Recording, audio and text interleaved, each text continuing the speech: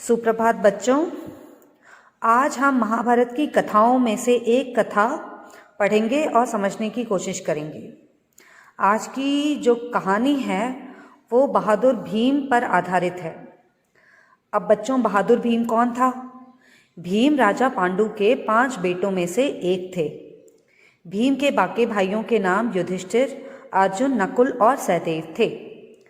सारे भाइयों में से भीम सबसे बहादुर और बलवान थे। तो चलिए बच्चों, इस दिलचस्प कहानी को पढ़ते हैं और समझने की कोशिश करते हैं। राजा पांडु के 5 बेटे थे, युधिष्ठिर, भीम, अर्जुन, नकुल और सहदेव।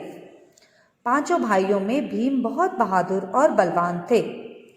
एक बार वन में घूमते घूमते पांचों पांडव अपनी माता कुंती के साथ एक गांव में पहुंचे। वे एक ब्राह्मण के घर में ठहरे। गांव के पास ही वन में एक राक्षस रहता था। गांव वाले राक्षस से बहुत परेशान थे। उन्हें प्रतिदिन ढेर सारा भोजन और एक आदमी राक्षस के पास भेजना पड़ता था। एक दिन ब्राह्मण के बेटे की बारी आई। ब्राह्मण का एक ही बेटा था। ब्राह्मण और उसकी पत्नी रो रहे थे। रात को रोने की आवाज़ सुनकर भीम उनके पास गए और रोने का कारण पूछा। ब्राह्मणी ने रोते रोते सारी बात बता दी। भीम ने कहा, आप रोइए मत, कल आपकी बेटे की जगह मैं राक्षस के पास जाऊंगा। अब बच्चों देखो, भीम कितना बहादुर था। उसने कहा, आप अपने बेटे को मत भेजिए, आपके बेटे की जगह राक्षस के पास मैं जाऊंगा। आगे देखते हैं क्या हुआ बच्चों।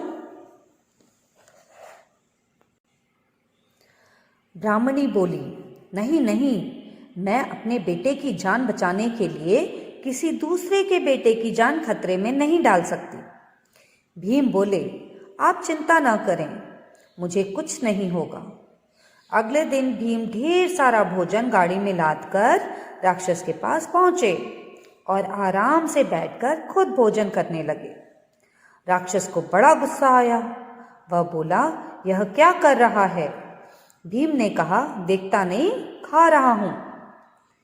भीम की बात सुनकर राक्षस गुस्से से पागल हो गया। वह भीम पर तेजी से झपटा। भीम भी तैयार थे। उन्होंने उछलकर जोर से एक लात राक्षस की कमर में जमाई।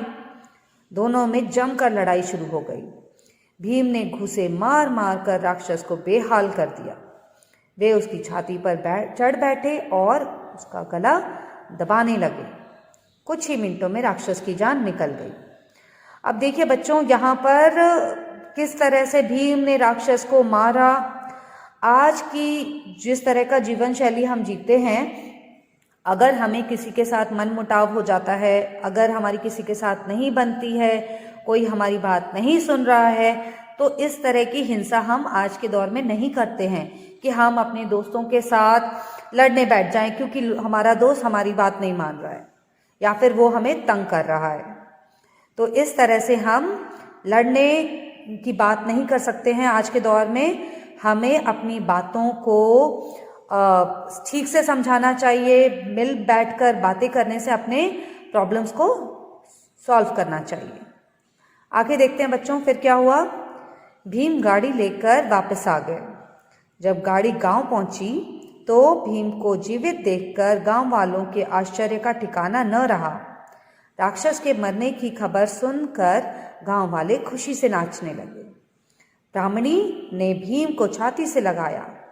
कुंती भी बहुत खुश थी कि उसके बेटे, बहादुर बेटे ने राक्षस को मारकर सारे गांव का भला किया। भीम को गले लगाते हुए कुंती ने कहा, बेटा, मुझे तुम पर गर्व है। कुंती को अपने बेटे भीम पर गर्व क्यों था? क्योंकि उसने पूरे गांव को राक्षस के चंगुल से छुड़ाया था।